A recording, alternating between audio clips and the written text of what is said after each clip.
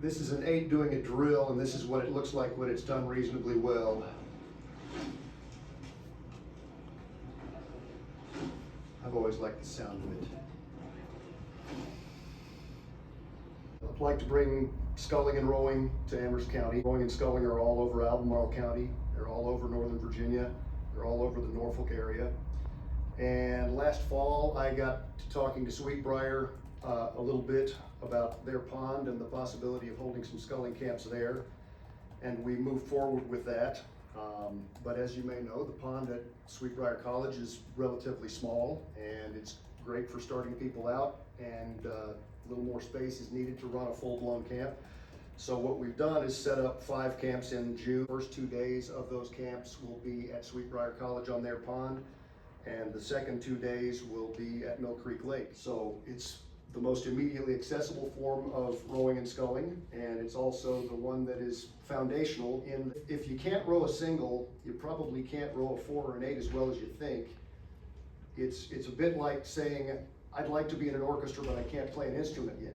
We start our camps every morning with a dock talk, somebody in a single, giving a bit of a lecture and demonstration, and then we go out for the remainder of the camp's activity. What we have here is a beginning sculler. This young lady was at St. Margaret's School in Tappahannock last year. As you see her, she's only been in a boat 4 or 5 times, and she's learning to stand up in the boat. And that's, for a lot of people, that I don't even want to try that. That looks way too tippy. It's not the boats that are tippy, it's the people in them until they are not. And once you gain confidence, you can do things like that, and she is gaining confidence as you see her there. The team boat expression of rowing and sculling, the ultimate team boat expression, is the 8, and what you see here is last year's St. Margaret's girls. All of them know how to row singles, and we have put them in an 8 to compete at the Occoquan Reservoir up in Fairfax. There are 49 Division III programs. Obviously those don't offer scholarships because they're small colleges, but they do offer preferential admissions. And I believe there are now 97 Division I programs in the United States. Very few states do not have at least 2 Division I women's rowing programs.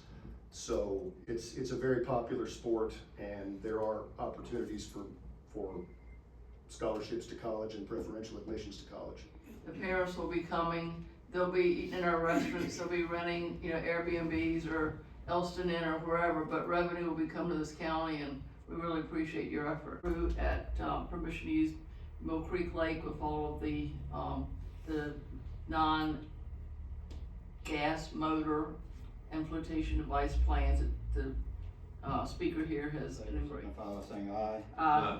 I vote aye. Good luck.